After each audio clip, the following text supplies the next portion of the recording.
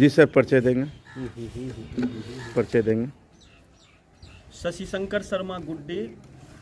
सर्वप्रथम आपके माध्यम से मैं पूरे राष्ट्र और मोकामा प्रखंड के 15 पंचायत के तमाम निवासियों को, सम्मानित मतदाताओं को, माँ बहनों को गणतंत्रता दिवस की शुभकामना प्रस्तुत करता हूँ। सर, आप जो हैं हथौदा बुजुर्ग पंचायत से मुखिया हैं। जी बिल्कुल। और अभी जो मोकामा प्रखंड के एक नया पदभार मिला है सर, वो क्या है? हमारे यहाँ मुखिया संघ के अध्यक्ष का मनोनय होता है जी। तो उसी में मुखिया संघ के अध्यक्ष के रूप में हमारे 15 मुखिया जी मिलके ये जिम्मेवारी हमको दिए हैं और हम उसको सफलतापूर्वक निर्वहन का पूरी जिम्मेवारी के साथ, निष्ठा के साथ प्रयास करूंगा, जिसमें हमारे 15 पंचायत जो मोकामा प्रखंड के अंतर्गत आता है उसका सर्वांगीण विकास हो सके और भ्रष्टाचार अपने न्यूनतम स्तर पर आ सके। जन सहयोग से जन आकांक्षाओं की पूर्ति के लिए हमारा यह टीम, जो इस बार जितने भी मुखिया जी जीत के आए हैं, यह सब संकल्पित है। संकल्प हमारा है और सिद्धि तमाम लोग, हमारे जो क्षेत्र के रहने वाले निवासी हैं, उनके सहयोग से सिद्धि तक पहुँचाना है। आप पहली बार मुखिया बने हैं या पहले भी थे सर?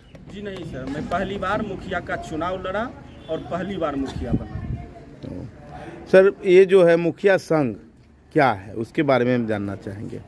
मुखिया संघ का कार्य क्या है? एक लाइन है सर कि संघ शक्ति कलयुगे सुधा है धर्म के लिए। तो कोई भी नीति सनातनी होने के नाते मैं यह समझता हूँ कि कोई भी नीति धर्म विहीन नहीं हो सकता और हमारा आज का धर्म है कि हम अपने मुखिया काल में अपने अपने पंचायत में और समेकित रूप से, चूँकि मेरे ऊपर अध्यक्ष का दायित्व है, तो इस पूरे सिस्टम को मैंने पहले भी कहा, फिर से दोहराता हूँ कि मोकामा प्रखंड के अंतर्गत विकास के कार्यों में, सेवा के कार्यों में जहाँ कहीं भी भ्रष्टाचार फल फूल रहा था, उसको न्यूनतम स्तर पर लाना इस बार मुखिया संघ का यही संकल्प है।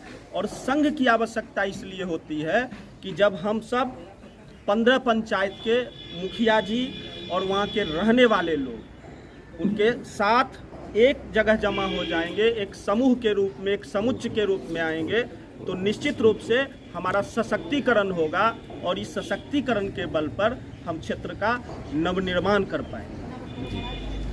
इसमें सर मुखिया संघ का कोई निश्चित फंड नहीं है, ना ही कुछ ऐसा विशेष पावर मेरे समझ से अभी तक जो हमने देखा वो नहीं है, लेकिन उसके बावजूद भी आप इस संकल्प को लेकर आगे बढ़ रहे हैं, तो खैर हम लोग का शुभकामना आपके साथ है। सर, आपके प्रखंड की मुख्य समस्या क्या है? आपके प्रखंड का मुख्य समस्या क्या है? क्योंकि अब पंचायत तक आप सीमित नहीं, आप प्रखंड में आ चुके हैं, तो आपके प्रखंड का मुख्य समस्या क्या है सर?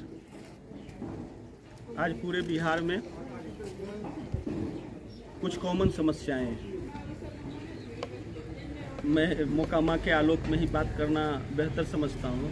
हमारे प्रखंड में शैक्षणिक वातावरण का ह्रास हुआ है जी। हमारे प्रखंड के अंतर्गत जो आप सब जानते होंगे, नाजरत एक बड़ा हॉस्पिटल हुआ करता था, जो इस पूरे कम से कम 10 से 12 जिला के लिए लाइफ लाइन हुआ करता था जी, है ना। तो शैक्षणिक स्तर नीचे गया है।